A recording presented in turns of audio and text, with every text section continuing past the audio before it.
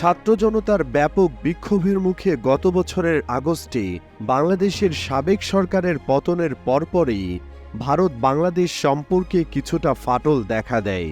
বিভিন্ন বিষয়ে মতপার্থক্য এবং একে অপরের দিকে বিরূপ মন্তব্য ছুড়ে দেওয়ার মাধ্যমে ঢাকা ও দিল্লির সম্পর্কের টানাপোড়েন ক্রমে বাড়তে দেখা যায়। আবার উভয় দেশের মধ্যে সীমান্ত উত্তেজনাও চলছে। অবশ্য সম্পর্কের এই উত্তেজনা সত্ত্বেও নতুন বছরের প্রথমার্ধে অভ্যন্তরীণ চাহিদা মেটাতে ভারত থেকে প্রচুর পরিমাণে জ্বালানি তেল আমদানি করতে চলেছে বাংলাদেশ।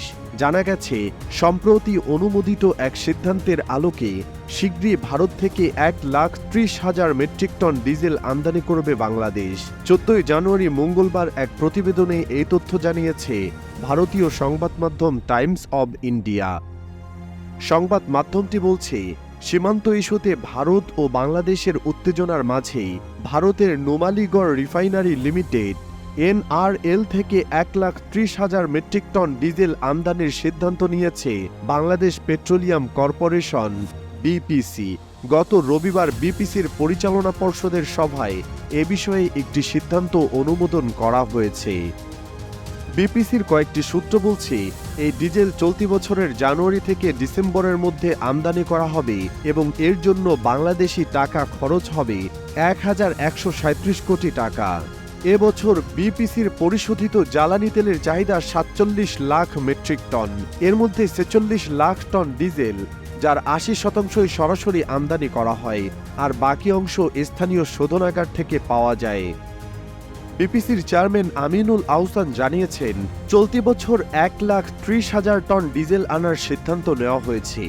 এর মধ্যে জানুয়ারি থেকে জুন পর্যন্ত আমদানি হবে 70,000 টন ও জুলাই থেকে ডিসেম্বর পর্যন্ত 40,000 টন। অতিরিক্ত আমদানি ধরা হয়েছে আরও 20,000 টন। পরিচালকদের বোর্ড সভায় আমদানির অনুমোদন দেওয়া হয়েছে। এছাড়া সরকারি ক্রয় সংক্রান্ত উপদেষ্টা পরিষদ কমিটির অনুমোদনের জন্য প্রস্তাবটি জ্বালানি ও খনিজ সম্পদ বিভাগে পাঠানো হচ্ছে। সেখানে অনুমোদন পাওয়ার পর আমদানি প্রক্রিয়া শুরু হবে। মূলত বিপিসি নিয়মিতভাবে ভারতের নুমালীগড় রিফাইনারি লিমিটেড NRL থেকে পরিশোধিত জ্বালানি তেল আমদানি করে। 2016 সালের জানুয়ারি থেকে এই তেল ট্রেনে করে বাংলাদেশে আসছে। এই রিফাইনারি থেকে তেল আনার পরিমাণ বাড়াতে দুই দেশের মধ্যে তৈরি করা হয়েছে বাংলাদেশ ভারত মৈত্রী পাইপলাইন।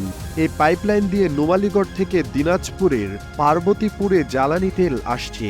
গত বছর ভারত থেকে 70,055 মেট্রিক টন ডিজেল আমদানি করা হয়।